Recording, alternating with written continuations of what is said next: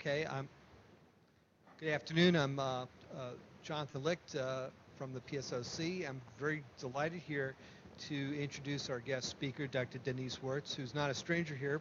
He has friends here in Chicago, been here in the past, but here in a different context to discuss some of his work on cancer cell motility.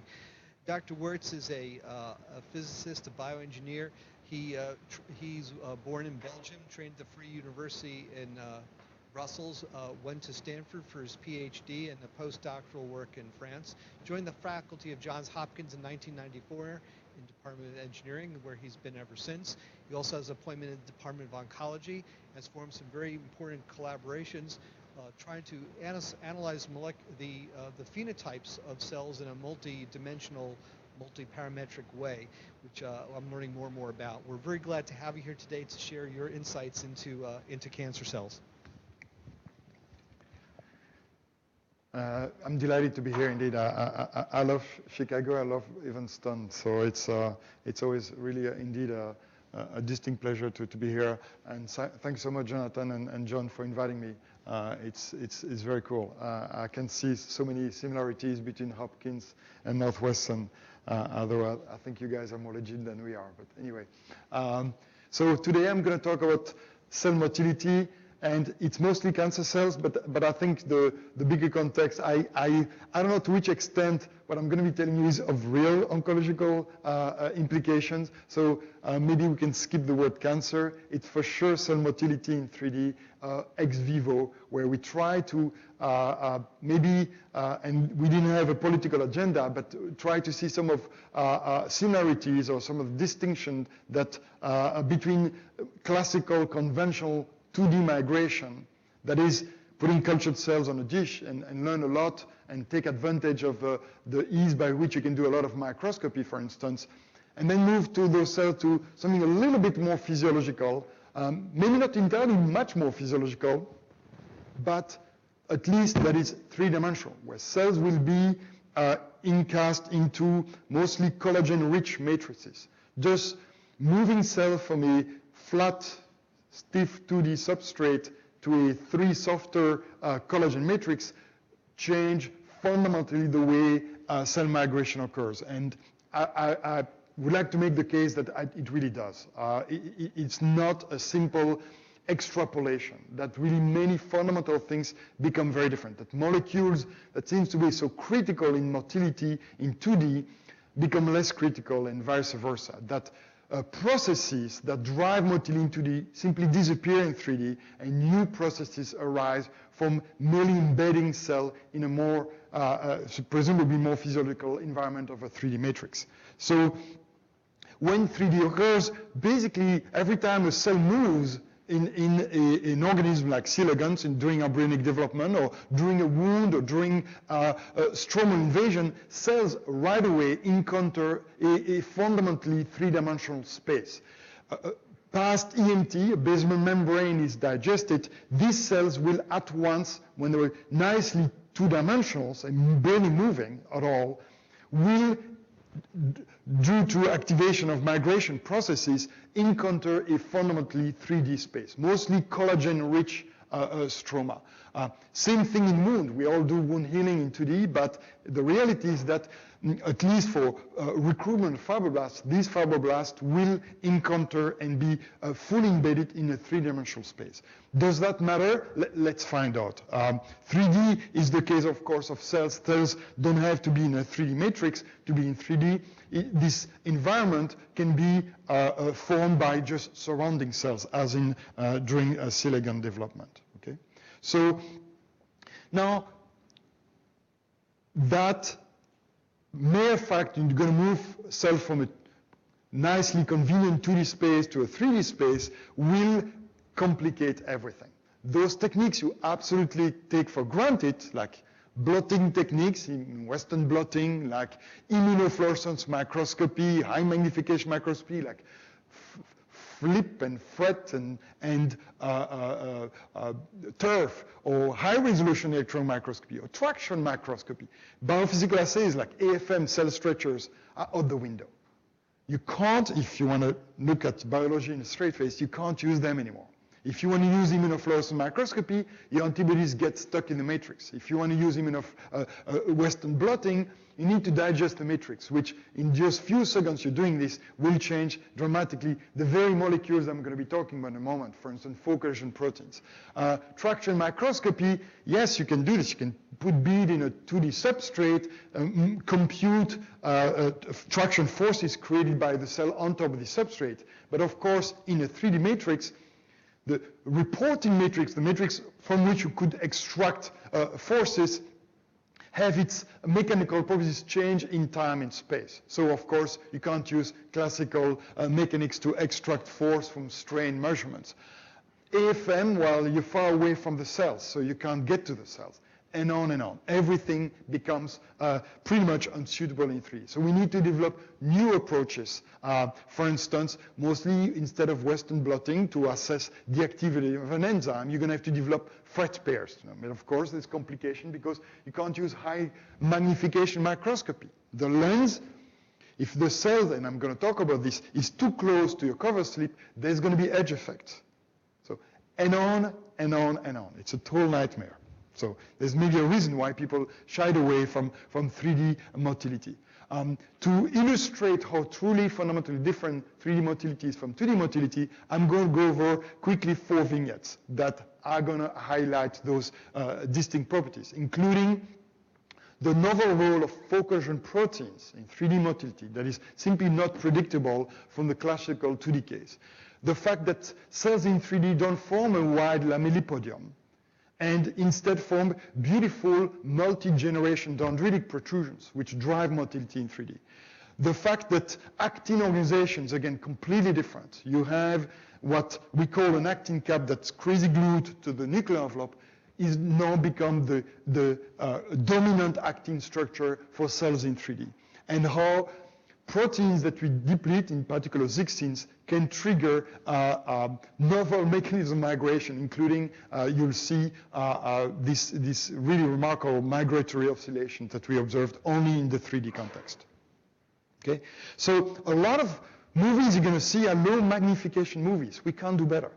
We have to stay away from cover slips, and you'll see why in a moment. First, the first vignette is focal adhesion. So this is published work, so I'll go quickly over this. But the bottom line is that, again and again, when you place cells on a stiff 2D substrate, these cells will tend to form large integrin clusters, which presumably mediate adhesion between an extracellular matrix layer and the cytoskeleton.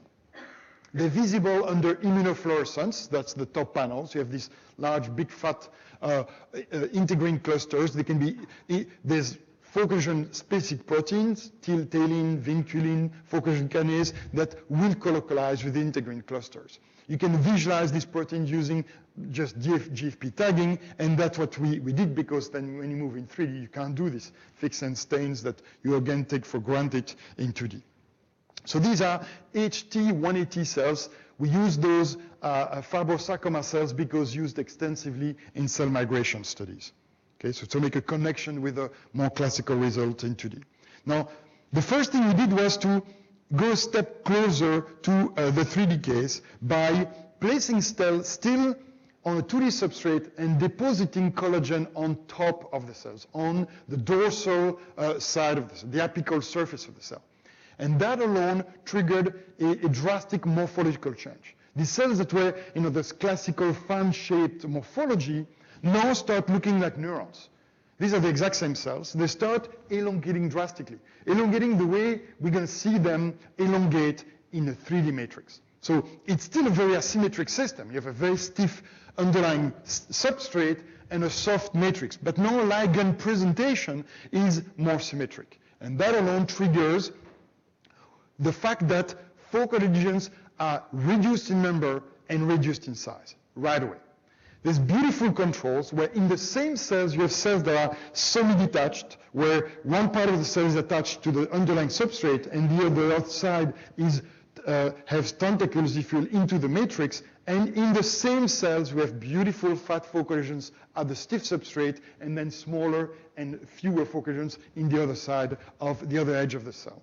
Beautiful self-controls. So You can do this systematically. Now we're moving to 3D, and long story short, we do not see nearly as many focal adhesions and in number and size. So the obvious question to ask, since more than 120 focal adhesion specific proteins have been identified, what of the role of these focal adhesion proteins if you don't have these large, big fat clusters of focal adhesion proteins? If you deplete vinculin or talin or focal adhesion kinase, do they still play a similar role, or do they play a role at all in 3D migration, the more physiological case? Okay? So never mind. So to summarize quickly a lot of data, what we just said was, all right, let's deplete this protein. So this is shRNA, and we did this in triplicate. We did rescues as well. And just let's plot, to summarize this data, 2D cell speed versus 3D cell speed.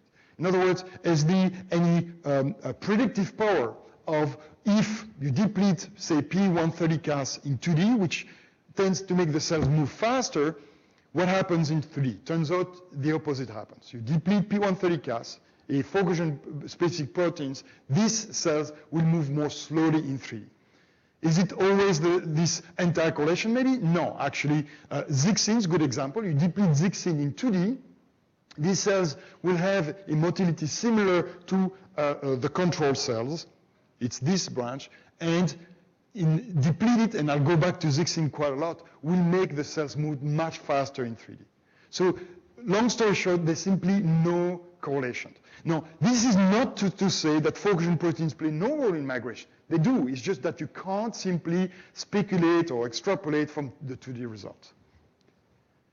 Now, how these focal adhesion proteins then regulate cell migration if it's not by presumably modulating focal adhesions? Well, you'll see the shape of these cells. This is the classical fan-shaped morphology of cells on 2D substrate. This is the same cells, but now buried inside a matrix. And you see this, what we're going to call pseudopolyol protrusions. We're going to talk quite a bit about them. If you zoom in, actually, you see beautiful dendritic structures. We didn't know them when we published this first paper. So what I'm going to show you, and this is, again, quite a bit of work, where we said, all right, what is a predictor of cell speed in 3D?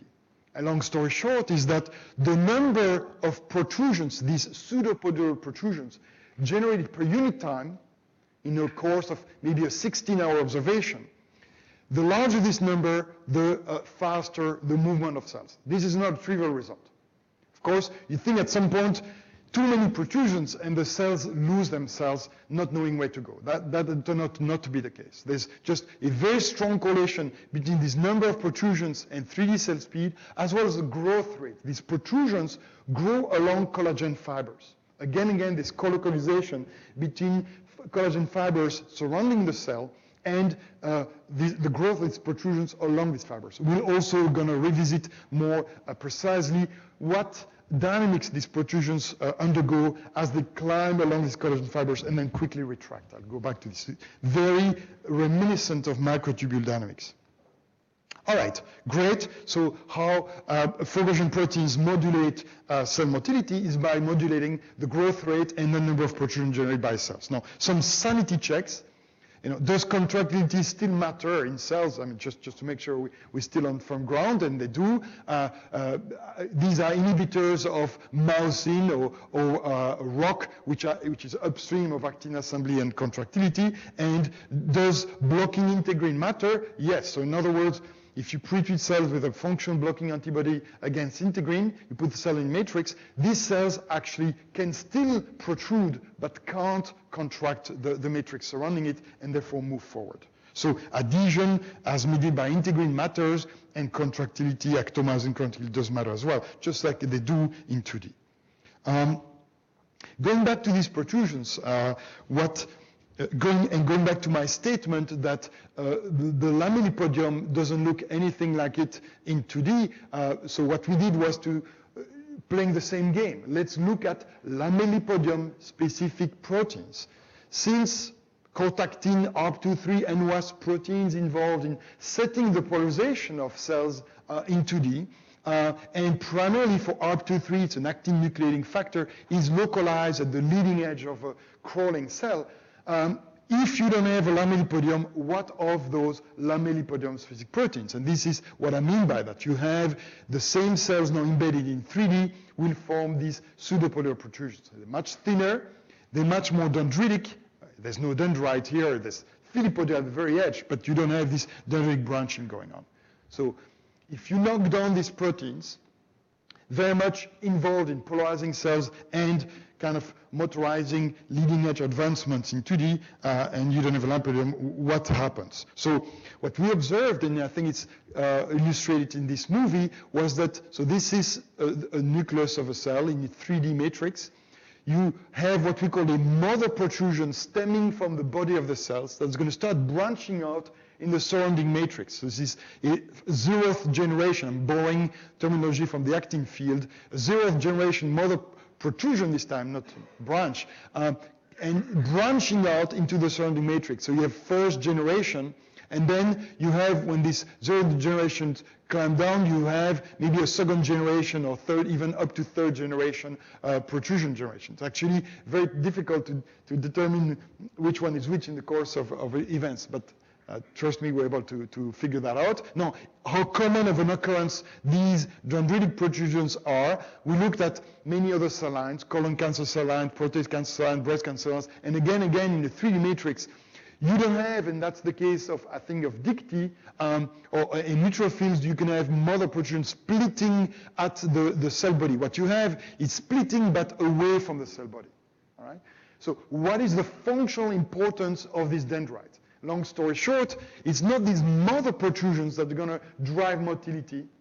You have to have them to have dendrites. It's going to be the number of dendrites. Okay?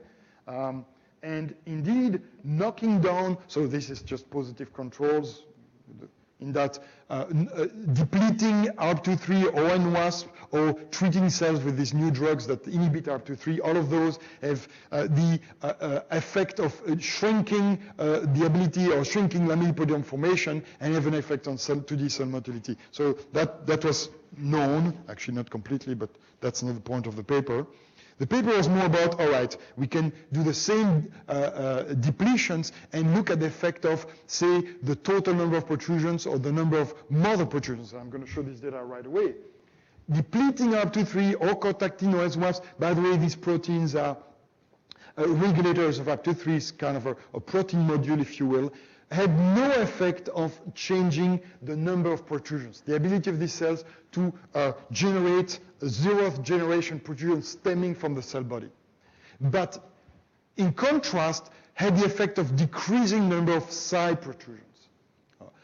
The number of first generation, number of second generations were all drastically affected by the depletion of these lamellipodium specific proteins, which there's no lamellipodium to speak of, okay? Now, the first thing you'd ask a biologist, tell me where's ARP23, tell me where's WASP in cells in 3D. I can't tell you. I can't use immunofluorescence and GFP tagging. It can be done, but it's hard to do the microscopy. I can tell you that knocking them down has an effect on the ability of cells to form not mother protrusions, but side protrusions. And what we did, of course, I'm going to skip this, was to demonstrate that it's not the number of mother protrusions generated by unit time that predicted cell motility, it was the number of side protrusions. Okay? That, now you may ask, are these mother and daughter protrusions molecularly distinct? What I can tell you is that if you deplete proteins, indeed, such as P130Cas and FAC, you will affect mother protrusions without affecting side protrusions. But if you deplete VASP, you won't affect mother protrusions, but affect side protrusions. So we have a series of proteins, ARP23 and WASP, cortactin, CDC42, and VASP, that control mostly side protrusions, your fingers, if you will, if you're stuck in a matrix, and a bunch of proteins that won't affect your fingers, but affect your arms. So the idea being that, and I'm going to show data, is if you this total hand-waving argument. You stick your arms in a matrix, you have to grab on them. It's these grabbing fingers that will matter in promoting contraction of the matrix. Now, as just said contraction, cells in 2D can push an AFM tip. There's pushing. I'm going to show in a moment that actually, if you map how the matrix is being changed, we never see pushing, we only see pulling of the matrix. And I'm going to go back to that of how it's actually a puzzle. So we measure matrix deformation in two different ways. One was the old way, and then there's a new way.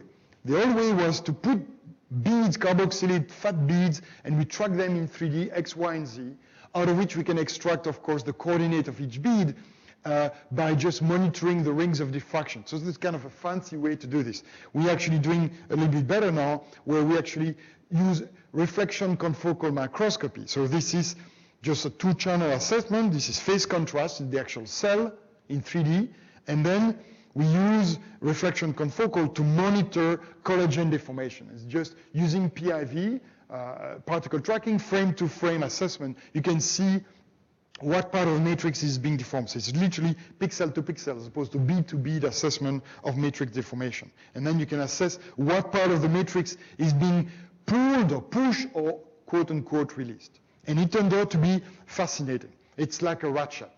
Okay? That the leading edge and trailing edge of a cell in matrix will pull with exact same magnitude until a defect occurs at what's going to become the back of the cell.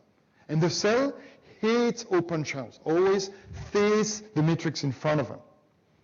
Now you've created an asymmetry. Okay? So, and the cells never push the matrix. There's just, of course, when the cell move in, you have a sense of pushing the surrounding matrix, but it's not pushing in order to move. It's just that you have the steric pushing of the cell, mostly the nucleus, into the matrix in front of the cell. Okay? And all right, so let's go back to our knockdowns. We revisited up to 3 knockdowns and WASP. And as expected, these images actually is too much information, so we had to simplify it for biologists. And show one measure in a bar graph, right? And show that indeed the ability of cells to pull on the surrounding matrix is diminished when you diminish the ability to form these side protrusions. Okay, so I think it's a neat assay because it's non-destructive and you can do it. You only pick up with this reflection confocal. You only pick up collagen. You can use that at cell-derived DCM and pick up collagen. It's a way to actually very nicely get the full 3D matrix deformation. But you can't. And a good colleague of mine made the mistake at UPenn of claiming to be able to measure force from deformation. You can't do that because the local rheology, the local mechanical properties of the matrix is being changed because these cells secrete MMPs that locally digest the matrix and locally soften this matrix. You can't just, it's like Hooke's law. You can't say F is equal to Kx where K, this modulus is a constant. So time dependent and spatially dependent. Okay, all right. Let's go back to the case I'm going to make that what we've found is a new type of protrusions. They're not your lamellipodium. They don't topologically look like it. They don't have the same organization. They don't have the same regulators. But they're not just thicker filipodial structures either. Okay, because we did fascin and mouse in 10 knockdowns, which are filipodial specific proteins that don't have the same effect on these side protrusions. They're really kind of a new type of protrusions whose function we've, I think, identified, which is to promote, help net cell migration in 3D. Okay.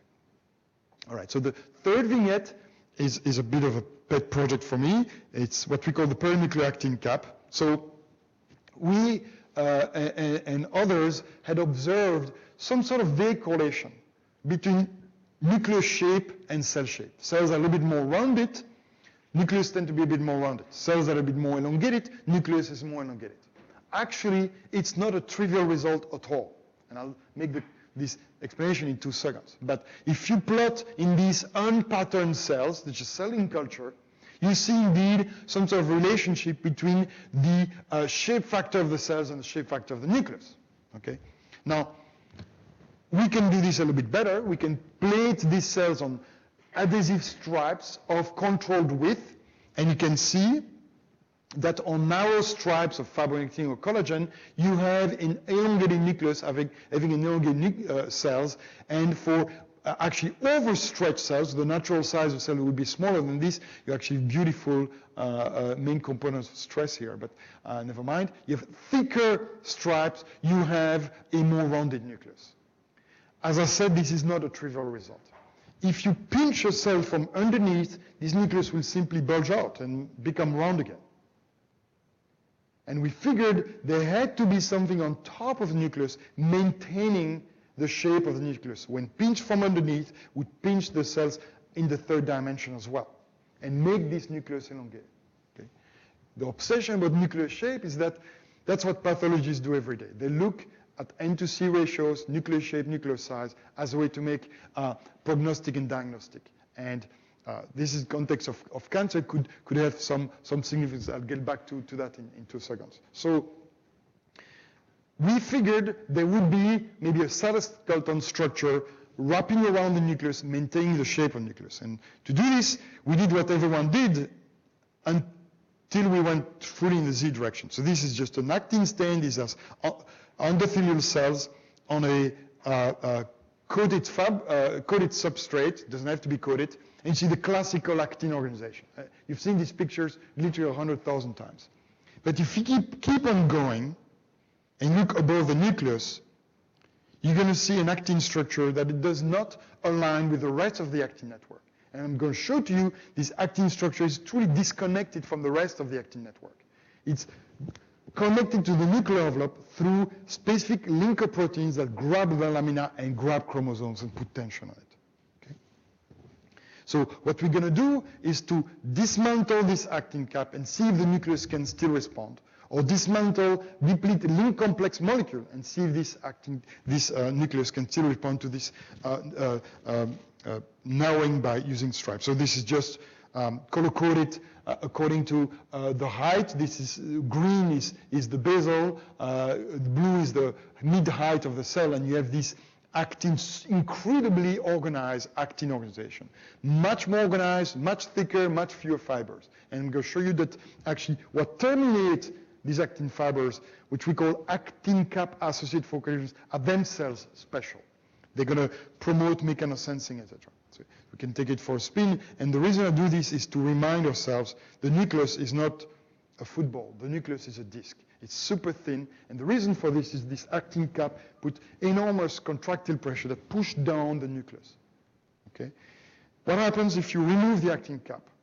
This nucleus is going to bulge out, and you're going to have effect on chromosome organization. Okay? So you can do this in many different ways.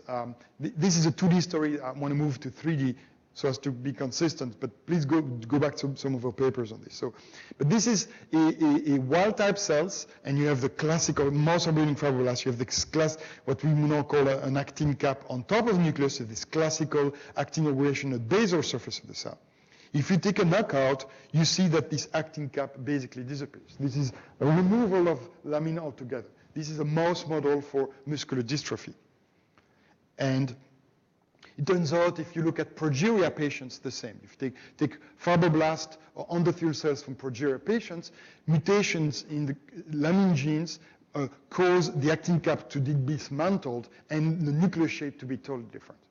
The reason I'm telling you this is to tell you that the lamin is still organized, that nuclear shape is not set by lamin. We think strongly that the shape of a nucleus is set by the actin structure, and especially this actin cap. It's not some intrinsic ability of chromosome and lamina to organize themselves, that this actin that wraps around this nucleus plays a critical role in this. The best way to do this, and I don't have the data, is you detach cells, and in 20 minutes you just look at actin organization. And if you take a wild-type cells, this nucleus, which has, of course, lamin AC, lamin B1 and B2, will have completely disorganized. If you take a lamin knockout, the same. So the lamin doesn't have the intrinsic stiffness to make a nucleus well-organized. It comes from actin. Actin is not connected anymore to the special focal adhesions, and then you have disorganization of the nucleus. So let's go back to our stripes. You can remove the ability of cells to shape the nucleus according to cell shape. So this is the control cells. So the wider the stripe, the less elongated the nucleus, or the more round the nucleus. That is totally eliminated because now you remove this actin cap. This is lamine. This is a bit drastic, so we can do a little bit more mild. We can transfect cells with a construct that actually competitive binding for between, I won't get into all the details, between nesprins, which are these gigantic molecules that grab actin cap, and sun protein that grab the lamine. You can complete all this, and you have a beautiful control here where you have a transfected cells, no actin cap, and non-transfected cells, and you see an actin cap. And if you only record the put the cells on stripe, and again, these cells are unable to shape the nucleus according to the stripe width. So you eliminate the ability of these cells to shape the nucleus. You have a control emerine, which we believe connect to the mTOR nuclear envelope, cannot do this. So all of this to get to the 3D story, to say that when cells move in 2D, the nucleus tends to move to the back of the cell, the mTOR moves to the front of the cell.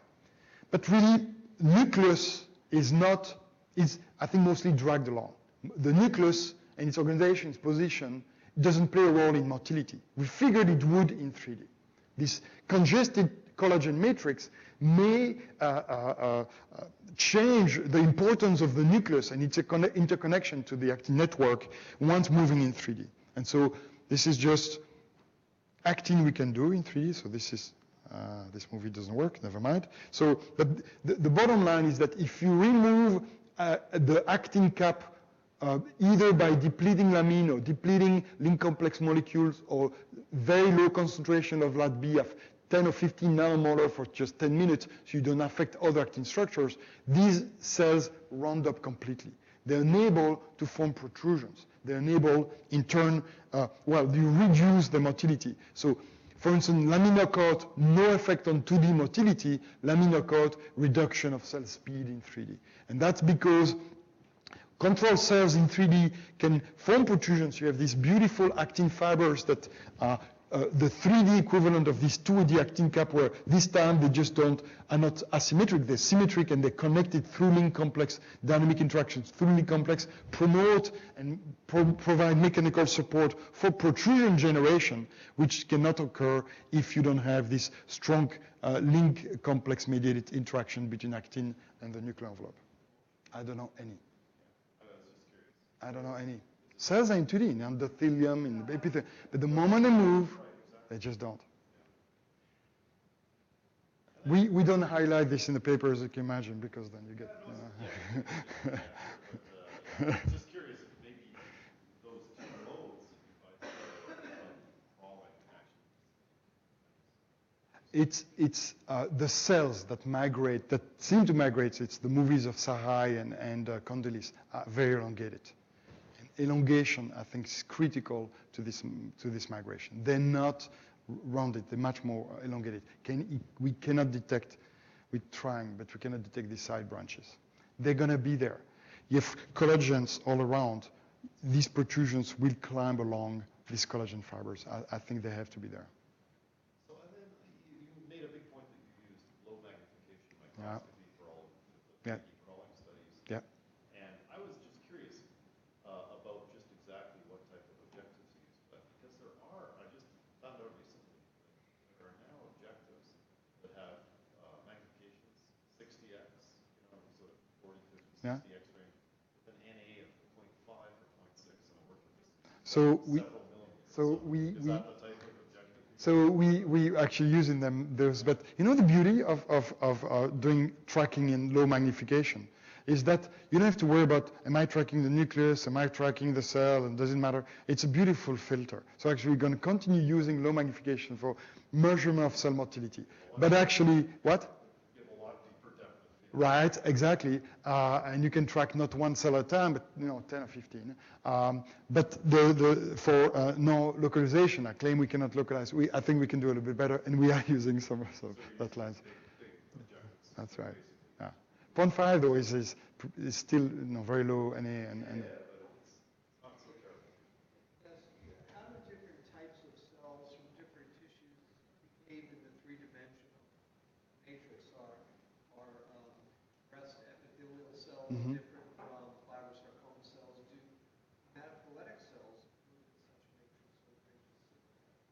It's MDAs, just to illustrate, will move much more slowly than my MDA MB231. I know they're crazy. Yeah, breast cancer cells will move much more slowly, but fundamentally, qualitatively, identically as fibrosarcoma cells. We like fibrosarcoma because they move, so my students can do the work and graduate. But because everything is like 3 or 4 times longer, it's more like 48-hour movies. And if you modelize a microscope, you get your head chopped off in my lab because you need to let the others you. No, but we'd love to. What I need to say is that people have looked at I want to say, B cells in 3D matrices, and they don't use integrins. You may have seen beautiful Nature papers by Sixt that highlighted the fact, and it did all the controls, that highlighted the fact that I think it's B cells do not use integrins in order to navigate through the matrix. And it's not just amoeboid migration. Of course, they may use other types of collagen binding protein. That's selecting to the endothelium, for instance. I'm talking about inside the matrix. But inside matrix, do they move at all? Oh, yeah, beautifully. But they don't use integrins. That's right. It's a bit of a shocker. It's a beautiful article. They've done it intravital, in vivo, in vitro, in microchannels. It's amazing. Any other questions? Yeah. Yes, back. As understanding you thought that in 3D structure, the cells don't use the previous graphs. They make new graphs. Absolutely. Yeah, it's very interesting because in the red one paper, it was mentioned that in tissue culture, some cells like the migrations, and first, I don't know, 10 or 100 cells per cell make whole tissue looking hard, and other cells use whole pigment. I have some problems with those, okay? So they don't distinguish simple growth with pure migration. We're actually studying this very well. And the long story short is when you see migratory effect, you have little proliferation, and you have proliferation, little migration. So I know what you're referring to. I don't find that data very convincing, I'm sorry to say. The same authors claim that MMP inhibition was promoting mesenchymal to amoeboid switch of migration. And that data is actually completely wrong, which put the field in a completely wrong direction in that they were using pepsin-extracted collagen. The devil is in the detail. If you use pepsin-extracted collagen, you leave gigantic pores. And if you treat yourself with MMPs, these cells seemingly have the ability to switch this mode of migration, but why were they not undergoing amoeboid migration in the first place? Because you have these 20, 30 micron pores. If you use properly cross-linked collagen like we do, and that you have to use acid-extracted collagen, and BD cells, beautiful acid-extracted collagen, then the pore size is more like a macron, much smaller than nucleus size. Of course, physics will tell you have to digest this matrix, or else this nucleus just can't go through. So it's the same group, and I just, So collective migration, by the way, I don't know what it means. I don't know what physiopathological situation they're trying to mimic. There's more and more data. There's just last week issue of Cell demonstrating that you have post-EMT, you have stromal invasion way before you have tumor growth. These cells are on their way, invading the stroma, intravasating and metastasizing way before you have any hint of tumor growth. I think metastases occur before you have tumor growth. For many other reasons, I support that notion. And not the classical textbook picture that I showed of a big fat tumor. It's just that it's very proliferating, so you're going to have big fat tumor at the time we got to diagnose through, histochemistry. But in reality, it's not. It's a false mechanistic insight coming from that static picture. There's invasion way before there's any hint of cells growing on top of each other. So collective migration could be an artifact of in vitro migration studies. Yeah. So, metastasis, cancer resolve in certain No. channel. There's no matrix. Yeah. No, it's not. We're studying this. If you microfabricate channels and you look at the same type of cells now in endothelial-like capillaries, so it's an open structure now, where actin and actomyosin contractility was essential in 3D migration in matrix, it's a shocker, does not matter nearly as much in cells in these 1D macrochannels. They don't. Now, we've not done the real thing of putting endothelial cells on the walls, but just these macrochannels. So microtubules are important. You either nocadazole or taxol them, then the cells don't migrate. But we let be them like 50 macromolar, these cells move. So a lot need to be reconsidered when moving to more physiological geometries. And that's, I think, a good example as well. So no, it's not the same. I think each case is going to have to be analyzed distinctly, for sure. Yeah. Maybe a naive question, but how does a cell feel in the geometry? It's not mechanical. So we've looked at this carefully. Can you correlate cell speed with stiffness? So the classical 2D case is cell speed versus stiffness goes up and then goes down. I can tell you in 3D it goes down and then goes up. So and there's no good correlation. We can manipulate it. It's not the case. So I don't think, while stiffness seems to matter so much in 2D, doesn't matter nearly as much in 3D. What matters is fiber alignment. So number one. Number two is that I think the activation of the cell membrane, you don't have this artifactual apical asymmetry anymore. That the fact the cell is activated everywhere changes everything. A hint of this is what we call 2.5D. We put collagen, and at once morphology became totally different. For collagen shrank, it's signaling. It's signaling. So how cells shape themselves, given the microenvironment, I think is essential. So. I want to thank everyone for coming, for the great questions, and thanks again, Dennis. Thank you.